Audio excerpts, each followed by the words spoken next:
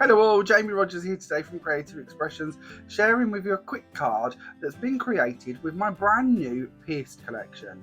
There are 11 different die sets in this set, and today we're going to just be looking at a couple of them. We're going to start off by playing around with the background die that you can see here. This is our Christmas roses.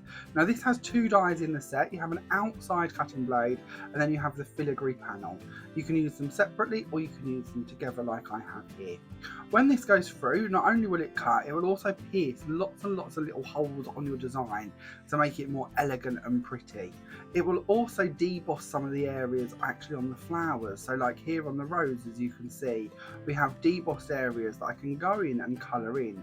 So I'm going to use a jelly roll pen for this, and I'm just using a sparkly silver pen. But of course you could use alcohol markers, you could use paints if you prefer. You could, honestly, there's no stopping you. Once you've got them little sort of trays to work within, it's up to you what you wish to go and infill them with. It also means if we rub an ink pad or a brayer ink over the top of this, them areas will also be set back, so you could actually have a two-tone effect achieved really easily. So do think about playing around with inks on top of these polishes, different mediums and such, to bring out different areas and create different effects. But as you can see, very quick and easy to just go in and add in some colour into them flowers if you would like to.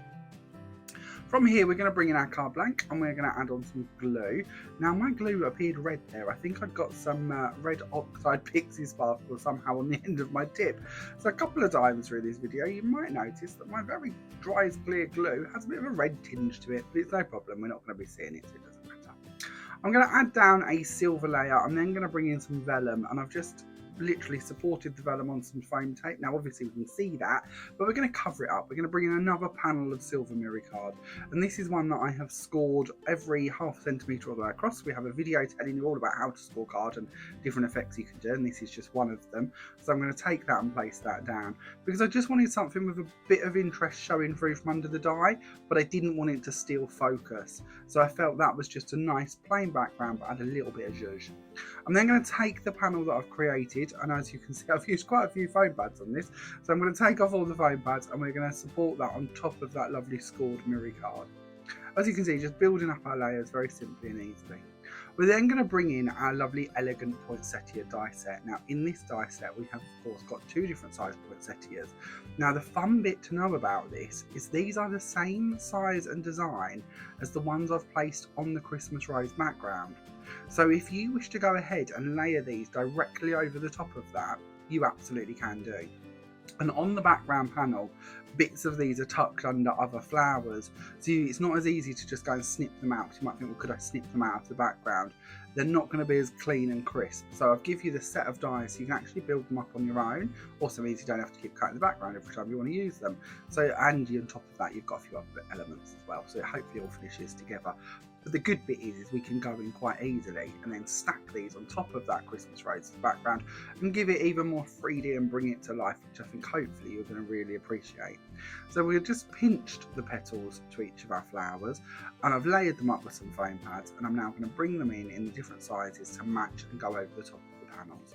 We're then going to use one of our sentiment dies that comes with the backing plate as well, and I'm going to use the Believe in the Magic. Now all I've done here is I've cut the backing plate, as you can see, and then I've just literally drawn around it and cut out a silver version to go behind it. I could have just used a couple of off-cut pieces of silver, but I just wanted some silver coming through in them little star elements on each end of the banner. I'm then going to take my word, the Believe in the Magic expression or sentiment, and I'm going to add some glue onto that, and I'm going to place it down onto my bar. Now you do get the dots for the eyes on the die. I'm going to be honest, I've lost them by this point, so if you want to add them on, you're more than welcome to. I don't actually think you have to, so that's optional, but they're there if you'd like to use them. And that completes our lovely, very easy, quick card that you could create with my brand new Pierced collection. Now hopefully this has given you a few ideas of the type of card you could be creating with this set, because it's so easy to do. There's such quick cards, and hopefully you really like the look of this one.